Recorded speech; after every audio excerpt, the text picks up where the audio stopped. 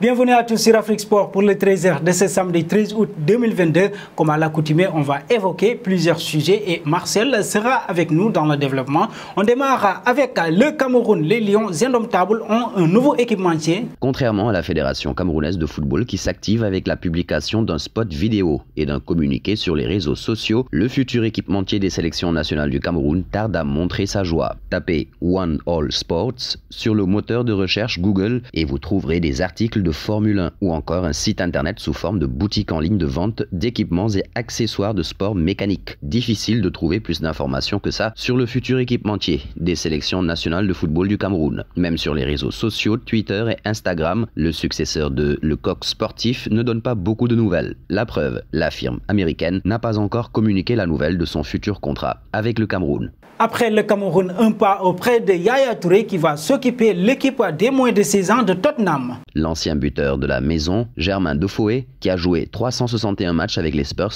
inscrit 143 buts et délivré 32 passes décisives, qui a pris sa retraite sportive en mars dernier, va accompagner les staffs techniques des U17 jusqu'au U21, en plus de son rôle d'ambassadeur au sein du club. En outre, Yaya Touré, triple vainqueur de la Première Ligue, a pris le rôle d'entraîneur des moins de 16 ans. L'ancien milieu de terrain de Barcelone et de Manchester City, qui a remporté la Ligue des champions de l'UEFA, la Liga, la Copa del Rey, la FA Cup, la Coupe de la Ligue et la Coupe d'Afrique des Nations avec la Côte d'Ivoire au cours d'une brillante carrière de joueur, a travaillé une première fois avec notre équipe de l'académie au cours de la deuxième moitié de la saison dernière. Peut-on lire dans le communiqué des Spurs. Filons en Europe pour parler de Pierre-Emerick Aubameyang. Le Barça a fixé son prix après l'arrivée bien sûr de son rival Robert Lewandowski. L'attaquant international gabonais Pierre-Emerick Aubameyang est aujourd'hui poussé vers la sortie du côté du FC Barcelone. Chelsea a montré son intérêt pour l'ancien buteur du Borussia Dortmund sans pour autant formuler d'offre. Et selon les informations de Relevo, les Blues connaîtraient maintenant le prix à payer pour déloger Pierre-Emerick Aubameyang de la Catalogne, 25 millions d'euros. En cas de départ, la Panthère de 33 ans, aux 73 sélections et 30 buts inscrits, libérerait ainsi de la masse salariale au Barça qui a enregistré ce vendredi ses nouvelles recrues pour le début de la Liga. Un pas en équipe de France aujourd'hui, Zinedine Zidane est libre de tout contrat, plus de détails avec Marcel. Mais prochainement, on pourrait bien revoir l'ancien entraîneur du Real Madrid sur un banc de touche, lequel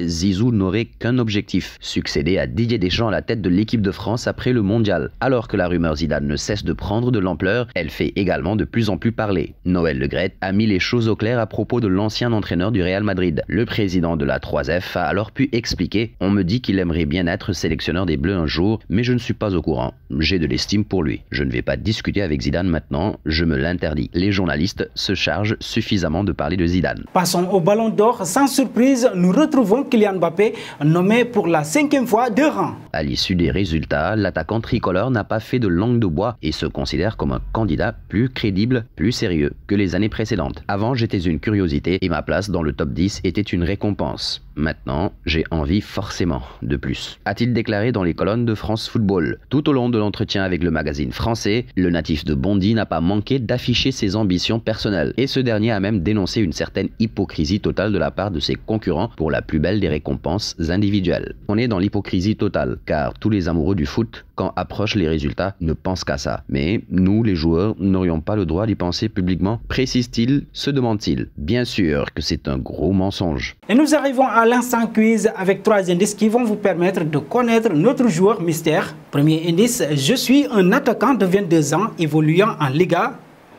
Deuxième indice, j'ai joué pour 3 clubs dont Valence.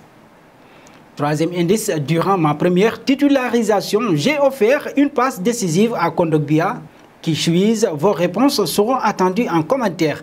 Et nos félicitations à tous ceux qui ont répondu. Abdou Diallo, c'était le joueur à trouver lors du 13h de ce jeudi. En effet, il est un défenseur de 26 ans évoluant en Ligue 1 qui a déjà joué pour 5 clubs dont Zulte Waregem.